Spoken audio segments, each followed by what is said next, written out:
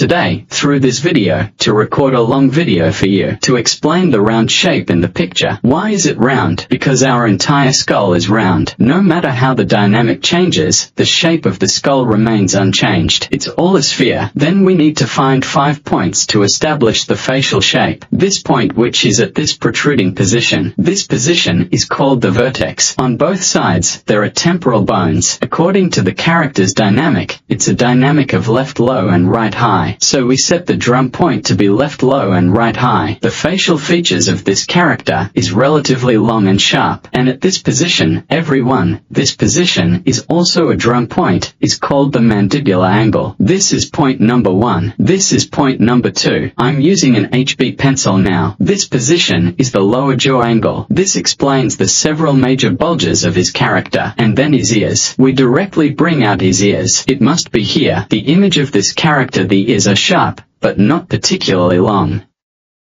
What is this circle on the side? The circle on the side is here. This position is the temporal line of the skull, which is the side of the skull. Okay, we find this line called the dynamic line, which represents the perspective relationship of the person. It's left low and right high. In this step, we can directly draw out his character features. You can see that his eyebrows are very sharp, so we can use simple lines to draw out the sharpness of his eyebrows. You can draw it more exaggerated than the original. It's all right, and his nose also has a sharp sense. The sides of the nostrils are at this position, and mark the inner sides of the nostrils, the middle of the inner corners of the eyes. There is an inverted trapezoid on both sides of the bridge. This position is called the root of the nose. At this position, after finding the tip of the nose, his lips are thin and have some dynamics. His upper lip is thin and thick lower lip, because he is a relatively cool little handsome guy. So in terms of expression, don't make him look too sweet. A little bit cool.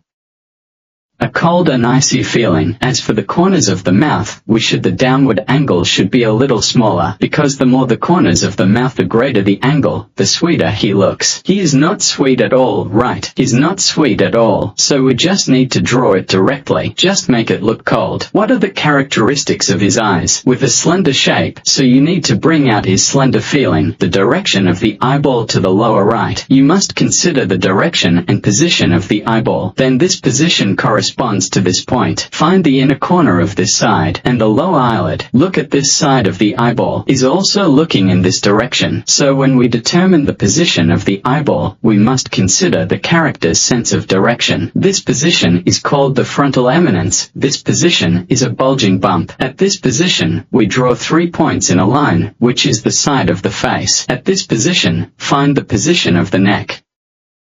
When we first learn to draw portraits, we must consider the grouping of his hair. So after we are proficient in this step, we can stop drawing and go straight to the inside. But during the early training, we can beautify it inside and make it more complex. At this step, we should use the pen to loosen the lines. Don't be too restrained. You can see one and then use a lighter pencil as much as possible. Like me, I use one pencil throughout the process. HB is enough. Then, group the hair to find the hair. You must draw according to this grouping. After that, the shoulder. On this side there will be some loose hair. For the specific drawing, we can use a plastic eraser to lighten it a bit. Now, start from the eyes to deepen. I want to make his sharpness stronger, so the feeling of his eyebrows being lifted up will be greater. So when drawing, don't just copy the photo. You can be more proactive. In this position, make up with some eyeshadow. So we'll make the upper eyelid, we should make it darker. His eyelashes are quite strong.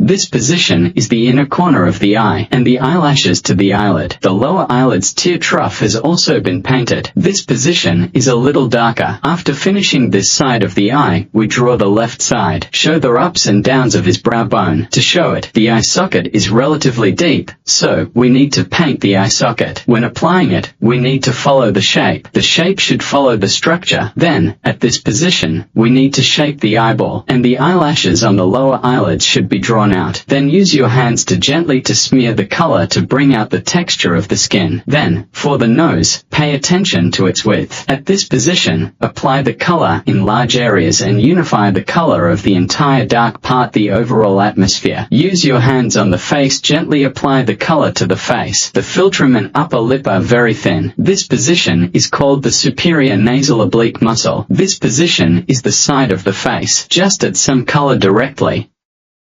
Gently touch the orbicularis oris on both sides with your hand. Gently follow it. This position is called the mentalis muscle. Look at its shape. Don't draw too heavily. At this time, you can spread it to the surroundings. This position lets it some heavy color to set off the face. Use the brush more loosely. We should pay attention to the edges. Don't make the shading all the same. Done. We can slightly draw the distant ear. This position is called the auricle. This part is called the inner helix. Then, we should directly pull out the hair around it. One group. Well, when drawing hair, you must pay attention to the direction of the hair. This direction cannot be messed up. The hair is easy to touch. The problem is that when drawing lines, don't be sloppy. You can relax, but relaxation is different from scribbling. Just draw around the facial features. The color I'm using now, I'm using a pencil with HB hardness. Finish as set and then change direction. Each stroke we draw is a group, and all our hair should change along with the sphere's transition. Draw the ears first.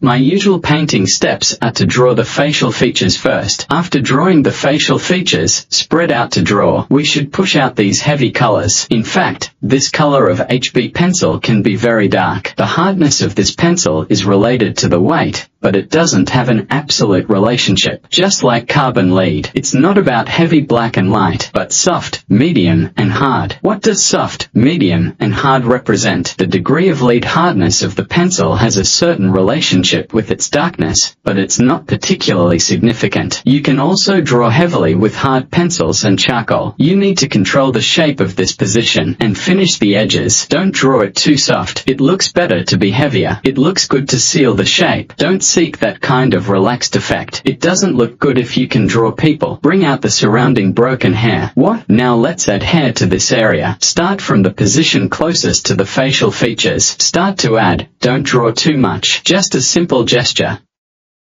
It can show the basic direction of the hair. In fact, 4 small works like this can be used as a practice exercise so that you can draw a large number of characters, which will help you accumulate more character materials, and sensitivity to styling will be helpful. Finally, find the wrapping and interweaving relationship of the edge. Don't draw it too casually. Look at how the hair turns. And the last step, we use this plastic eraser to adjust the primary and secondary relationships. Which things are overdrawn? Which is inevitable. There will be something you draw too much. At this time, we can remove them. Okay, today, I'll give you a small demonstration. This is also the content of our course.